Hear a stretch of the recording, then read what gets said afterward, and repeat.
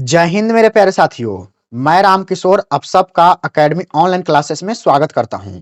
तो दोस्त हम लोग पढ़ रहे थे टेंस और टेंस में हम आपको बता रहे थे प्रेजेंट टेंस के बारे में, पास्ट टेंस के बारे में, फ्यूचर टेंस के बारे में। ये सब हम आपको पिछले वाला वीडियो में बता चुके हैं।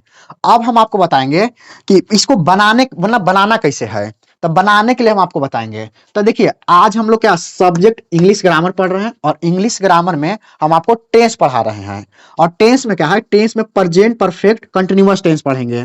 यानी इससे पहले हम आपको 3 टेंस पढ़ा चुके हैं, present indefinite tense, present continuous tense, present perfect tense, और आज हम आपको बताएंगे प्रेजेंट परफेक्ट कंटिन्यूअस टेंस। तो देखिए ये जो टेंस है, तो सबसे पहले इसको आपको पहचाने आना चाहिए कि आखिर प्रेजेंट परफेक्ट टेंस को पहचानने का नियम क्या है। तो देखिए नियम क्या है, इसमें आपको ध्यान रखना है। पहचानने का नियम यानी कि रूल ऑफ आइडेंटिफिकेशन। तो जिस हिंदी वाक्य के क्रिया के अंत में ता रहा है, ती रही है, ते रहे हैं, ता रहा हूं, ती रही हूं इत्यादि लगा हुआ रहता है, क्या रहा इत्यादि लगा हुआ रहता है, तो वह वाक्य प्रेजेंट परफेक्ट कंटिन्यूअस टेंस का होता है। लेकिन आपको ध्यान यहाँ पे ये रखना है कि कभी कभी क्या होता है कि रहा है, रही है, रहे हैं केवल लगा रहता है, लेकिन उसके साथ पॉइंट ऑफ टाइम या तो पीरियड ऑफ टाइम लगा रहता है। यानी कहने का मतलब है कि अगर रहा है, रही है लगा रहेगा तो उसमें आपको निश्चित समय और अनिश्चित समय भी लिखा रहेगा, तब उसको मानना है प्रेजेंट परफेक्ट कंटिन्यूअस टेंस में। जैसे देखिए सबसे पहले समझिए, देखिए नियम के हिसाब से प्रेजेंट परफेक्ट कंटिन्यूअस टेंस के नियम क्या होना चाहिए कि जिस हिंदी वाक्य के क्रिया के अंत में ता रहा है, ती रही है, ते रहे हैं, ता रहा हूं, ती रही हूं इत्यादि लगा रहता है, तो वह वाक्य प्रेजेंट परफेक्ट कंटिन्यूअस टेंस का होता है। लेकिन कभी कभी केवल रहा है, रही है लगा रहेगा। जैसे एग्जाम्पल के देखिएगा, राम बाजार जाता रहा है, राम बाजार जाता रहा है यानी ता रहा है लगल है अंत में, सेंटेंस के अंत में, तो ई वाला प्रेजेंट परफेक्ट कंटिन्यूअस टेंस है। लेकिन यहां देखिएगा, मैं सोमवार से गाना गा रहा हूं, एक मतलब क्या है कि देखिए गा रहा हूं यानी रहा हूं, केवल रहा हूं, एक में ता रहा है सब ना आयल है, केवल रहा है, रही है लगल है। तो आप कहिएगा ना कि ये तो प्रेजेंट कंटिन्यूअस टेंस है।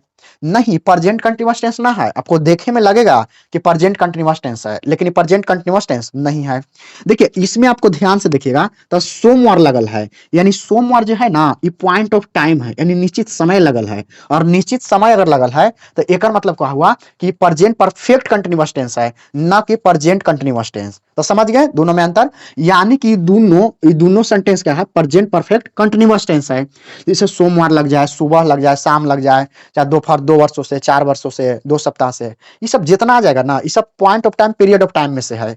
और ये सब अगर लगल आ जाता है तो उसको हम मान लेते हैं कि प्रेजेंट परफेक्ट कंटिन्यूअस टेंस है। अब देखिए इसके आगे आइए, जब ये प्रेजेंट परफेक्ट कंटिन्यूअस टेंस पढ़ेंगे तो इसमें जो affirmative, negative, interrogative, interrogative negative और WH वर्ड सेंटेंस के बारे में पढ़ेंगे। तो इसमें आपको फोर और सिंस का प्रयोग किया जाता है। एक होता है फोर का, यानी फोर ऑफ सिंस प्रीपोजिशन है, अब उसका प्रयोग किया जाता है। तो अब देखिएगा इसमें कि फोर का प्रयोग आखिर कहां किया जाएगा। तो देखिए जो फोर का प्रयोग किया जाता है ना, इसमें पीरियड ऑफ टाइम के साथ फोर का प्रयोग किया जाता है। यानी पीरियड ऑफ टाइम के मतलब क्या है, एक होता है अनिश्चित समय, तो ई है अनिश्चित समय, और एक होता है निश्चित समय। तो पॉइंट ऑफ टाइम निश्चित होता है और पीरियड ऑफ टाइम अनिश्चित होता है। समझ गया कि ना। तो अब इसमें अगर देखिएगा तब फोर का प्रयोग में कि फोर का प्रयोग कहां किया जाता है, तब फोर का प्रयोग पीरियड ऑफ टाइम के साथ फोर का प्रयोग किया जाता है।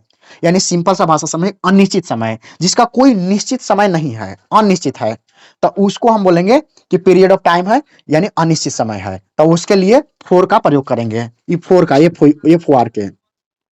अब देखिए एक चीज और देखिए, सीन्स का प्रयोग, यानी सीन्स का प्रयोग कहां करेंगे, तो पॉइंट ऑफ टाइम के साथ सीन्स का प्रयोग किया जाता है। पॉइंट ऑफ टाइम कहे का मतलब है कि निश्चित समय है, यानी समय जो है निश्चित है, उसको हम लोग बोलते हैं पॉइंट ऑफ टाइम। तो इसमें आपको दो चीज समझना है कि पॉइंट ऑफ टाइम के साथ सीन्स का प्रयोग किया जाता है और पीरियड ऑफ टाइम के साथ फोर का प्रयोग किया जाता है। यानी मोटा मोटी अगर समझते हैं तो जो निश्चित समय है उसको हम लोग पॉइंट ऑफ टाइम बोलते हैं, और निश्चित समय के साथ सिंस का प्रयोग किया जाता है, और अनिश्चित समय के साथ जिसको हम लोग पीरियड ऑफ टाइम बोलते हैं उसके साथ फोर का प्रयोग किया जाता है। अब कहिए कि निश्चित समय कौन होता है और अनिश्चित समय कौन होता है, तो यहाँ तनी ध्यान से आप देखिए, ये ना पीरियड ऑफ टाइम है यानी कि इसको बोलते हैं अनिश्चित समय, और यह पॉइंट ऑफ टाइम है यानी इसको बोलते हैं निश्चित समय। तो देखिए पीरियड ऑफ टाइम का कहने का मतलब है कि 2 दिनों से, ये 2 दिनों कोई फिक्स ना है, अब कहीं ना से 2 दिनों से अता पता ना है। देखिए 2 दिनों से, 4 दिनों से, 10 दिनों से, 20 दिनों से, ये सब जितना भी आ जाएगा ना सब अनिश्चित समय है। ठीक है, तो ये आपको समझ 2 दिनों से। फिर है 4 घंटों से। अब 4 घंटों ये निश्चित थोड़े है, ये अनिश्चित है। अब कब से 4 घंटा पता ना है, तो ये अनिश्चित समय है 4 घंटा से। अब देखिए यहाँ रहेगा 4 घंटा, 2 घंटा, 10 घंटा, 5 घंटा, 1 घंटा, इस सब को अनिश्चित मान लेना है। यहाँ तो सिर्फ हम एगो आपको बताए हैं, तो इसमें आपको सबको समझना है। जैसे 2 दिन है, तो 2 दिन, 4 दिन, 5 दिन कुछ भी आ जाएगा ना, तब वो आपको अनिश्चित समय मानना है। और इसमें 4 घंटा, तो 4 घंटा, 2 घंटा, 5 घंटा, 10 घंटा कुछ भी आ जाए ना, सबको अनिश्चित मानना है। ठीक है, अब इसके आगे देखिए, फिर है 2 महीनों से। अब 2 महीना कहीना से अब हमारा आता पता ना है, तो ये सब अनिश्चित समय है। अब एक में देखिए 2 महीना, 4 महीना, 1 महीना, 5 महीना, 10 महीना, 12 महीना कुछ भी आ जाएगा ना, तो अनिश्चित समय है। क्या अनिश्चित समय है? उसके बाद 2 सप्ताह से, तो 2 सप्ताह कर लीजिए, 4 सप्ताह कर लीजिए, 3 सप्ताह कर लीजिए, 5 कर लीजिए, सब अनिश्चित है। उसी प्रकार से 4 वर्षों से, 10 वर्षों से, 20 वर्षों से कुछ भी सब आ जाएगा नहीं सब में से, तो आपको अनिश्चित समय मानना है कि उस समय निश्चित नहीं है, यानी फिक्स ना है, यानी क्या निश्चित है। तो इसके इस सब के साथ है फोर का प्रयोग करिएगा। किसके किसका प्रयोग? फोर का प्रयोग कीजिएगा। अब तनिया ये पॉइंट ऑफ टाइम में, पॉइंट ऑफ टाइम मतलब निश्चित समय। देखिए निश्चित समय क्या होता है? सुबह से। अब सुबह एकदम फिक्स है, सुबह के बारे में सबको जानता है कि सुबह किसको बोलते हैं, यानी सुबह से। अब सुबह में सब आ गया, जैसे सुबह से, शाम से, दोपहर से, रात से, ये सब निश्चित समय है। क्या है? निश्चित समय है। तो सुबह हो गया। सुबह के बाद अगर सोमवार से, जैसे मान के चले आज कौन दिन है, आज कोई दिन होगा, तो अगर सप्ताह के कोई दिन आ जाए, देखिए यहां सप्ताह से 2 सप्ताह यह निश्चित है, लेकिन सप्ताह में उसका नाम दे दे कि सोमवार से, मंगलवार से, बुधवार से। अभी सप्ताह में सब चीज आएगा, मंगलवार से, रविवार से, कुछ भी रहेगा तो निश्चित मान लेना है। यानी सोमवार से, तो हम एगो इसमें बता रहे हैं, इसमें पूरा आ जाएगा, सोमवार, मंगलवार, बुध, बृहस्पति, शुक्र, शनि, मतलब पूरा सोमवार से लेके रविवार तक। फिर रहेगा 10 बजे से। अब 10 बजे से ये निश्चित है, ये फिक्स है। अब 10 बजे से, अब रहेगा 12 बजे से, 4 बजे से, 2 बजे से, 5 बजे से, सब एकरा में आ जाएगा। हम आपको एक को बस सैंपल बता रहे हैं, और उसके अनुसार से आप पूरा समझिएगा। तो ये 10 बजे समझ में आ गया कि 10, 12, 14 ना, मतलब 10, 12, 9, 8, 7, 2 कुछ भी रहेगा तो इसको निश्चित मानना है। फिर देखिए 2016 लिखे हैं। अब 2016 ये कोई साल के नाम है। देखिए यहाँ 4 वर्षों से, तो ये वर्षों से अगर निश्चित ना है, तो ये 4 वर्षों से कोई निश्चित ना है, लेकिन इस साल के नाम दे दिया कि 2016 से, 2020 से, 2010 से, 2005 से, या 1999 से, 1990 से, तो ये सब निश्चित समय है। क्या ये सब निश्चित समय है? अब देखिए यानी महीना के नाम अब फिक्स करके दे दिया कि जनवरी से, तो ये जनवरी से है, तो जनवरी से लेके दिसंबर तक कुछ भी आ जाएगा तो सब निश्चित समय है। क्या है? सब निश्चित समय है। उसके बाद पिछले साल से है, यानी पिछले साल मतलब लास्ट ईयर, पिछले साल मतलब लास्ट ईयर, पिछले साल से, तो इसके लिए भी निश्चित समय का प्रयोग करना है, यानी कि सींस का लगेगा, सींस का प्रयोग करना है।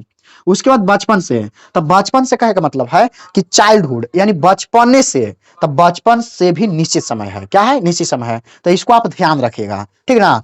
तो हम आशा करते हैं दोस्त कि आपको ये वीडियो समझ में आया होगा, और बिल्कुल कोई दिक्कत ना, हम आपको पूरा कंप्लीट करवा देंगे। इसमें अभी टेंस पढ़ा रहे हैं, उसके बाद हम आपको फिर इसी में अगर नरेशन, वॉइस, डिग्री, एम्फैटिक जितना रहेगा, नाउन, प्रोनाउन, सब आपको कंप्लीट करवा देंगे, ठीक है ना। तो आप लोग इस चैनल से जुड़ जाइए, और अगर वीडियो आपको अच्छा लगता है तो वीडियो को लाइक कर दीजिएगा, और चैनल को सब्सक्राइब जरूर कर दीजिएगा, ठीक है ना। तो चलिए इतना समझ में आ गया। अब एकरा पर कहिएगा कि तनी एग्जाम्पल करवा दीजिए ना, ज्यादा समझ में आएगा।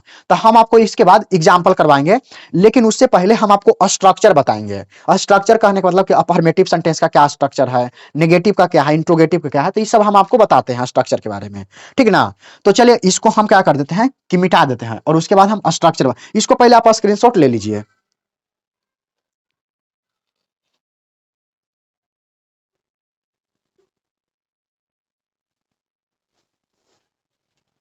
तो चलिए दोस्त, अब हम आपको बताते हैं इसका स्ट्रक्चर, यानी कि रूल ऑफ स्ट्रक्चर के बारे में आपको बताते हैं।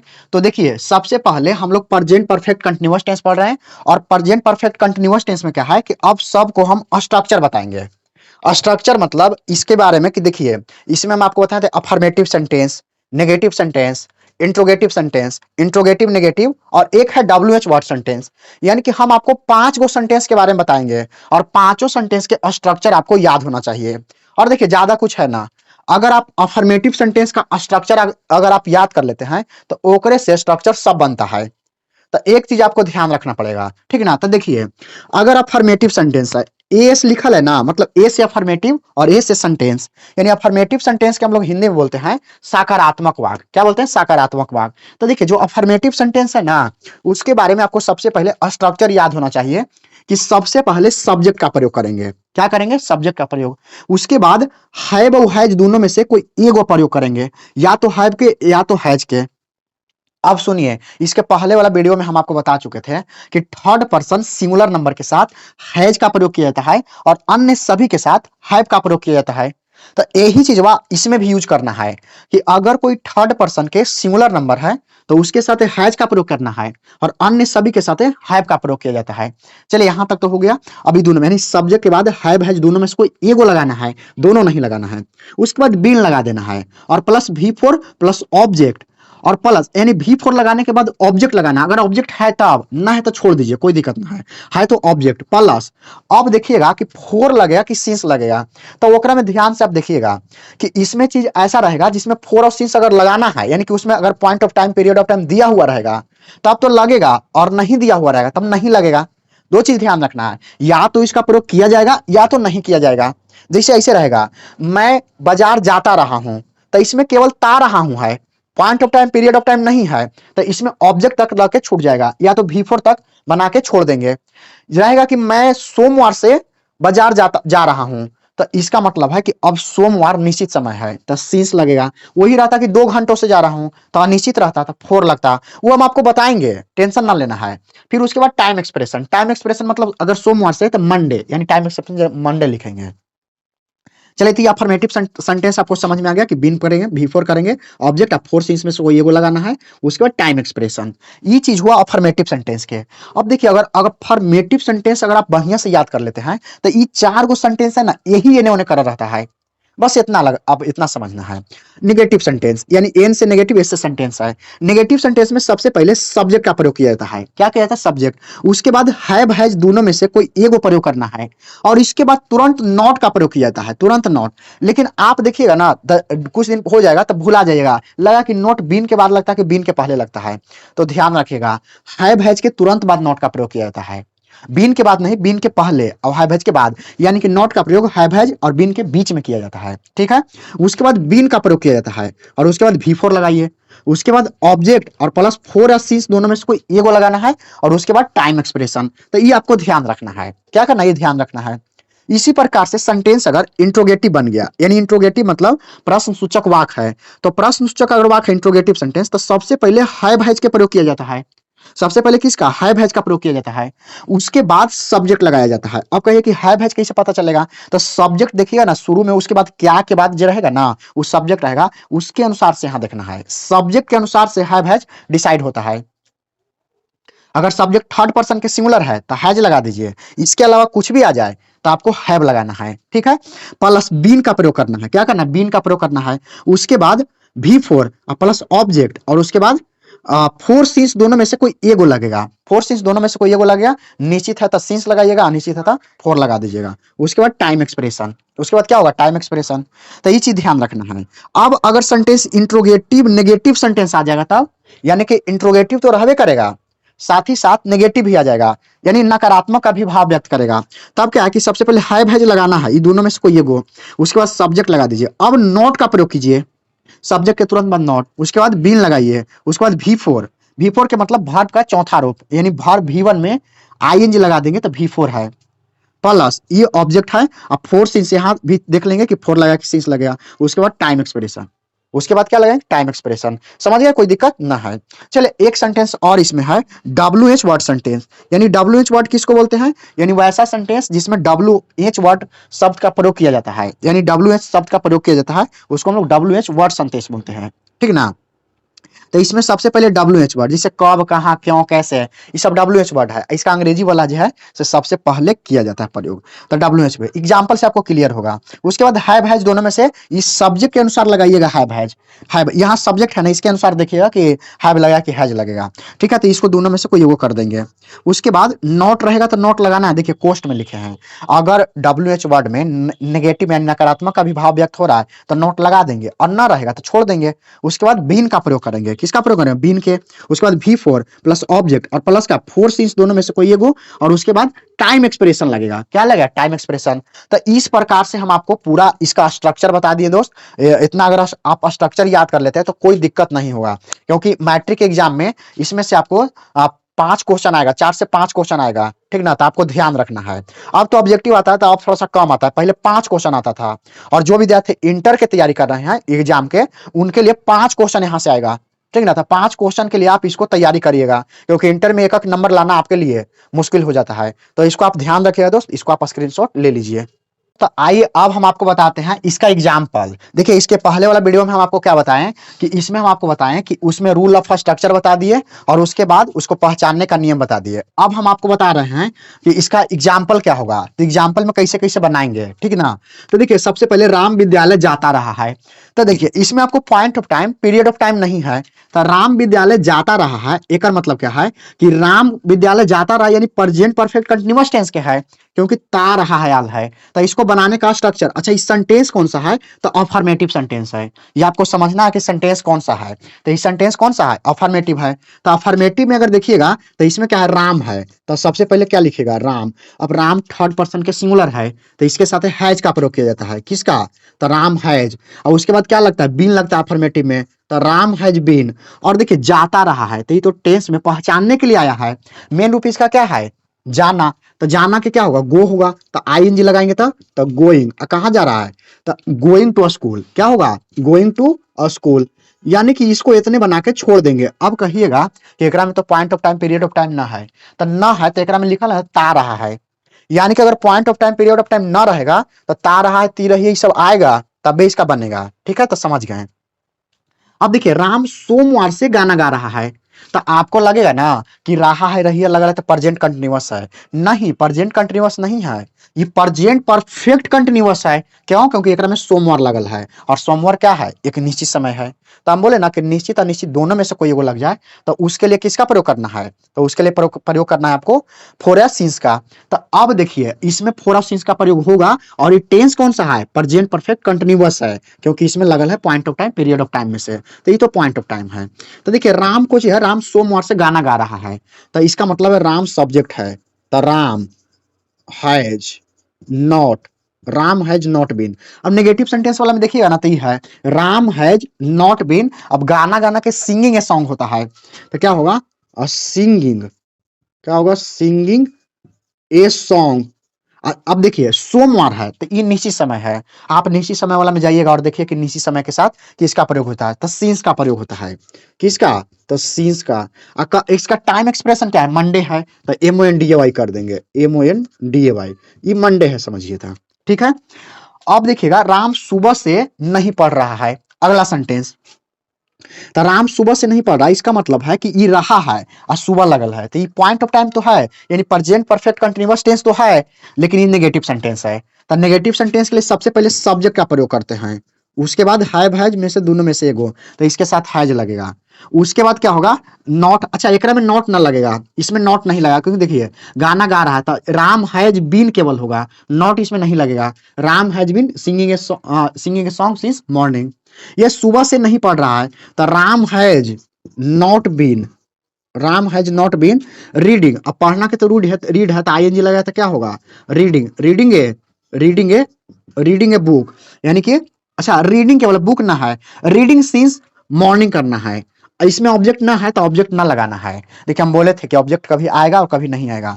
तो Ram has not been reading, reading since morning, क्या होगा, रीडिंग सिंस मॉर्निंग, इस प्रकार से हो जाएगा।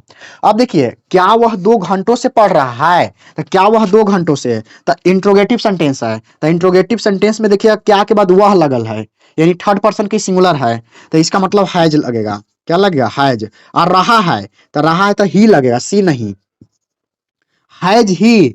और उसके बाद सब्जेक्ट हैज ही हो गया, उसके बाद सब्जेक्ट के बाद आपको बीन लगाना है, तो has he been, has he been. अब देखिए पढ़ रहा है, तो पढ़ना के क्या होगा, रीड होगा, तो इसमें आप रीडिंग लगा दीजिएगा, आईएनजी करके क्या लगाएगा, रीडिंग। अब कितना देरी से है, तो रीडिंग। अब एकरा में ऑब्जेक्ट नहीं है तो छोड़ देंगे, तो ई कह रहा है कि 2 घंटों से, तो हम जानते हैं कि अनिश्चित समय के साथ फोर का प्रयोग किया जाता है, तब फोर कितना, 2 आवर्स, यानी 2 आवर्स हो जाएगा, क्या हो जाएगा, 2 आवर्स हो जाएगा।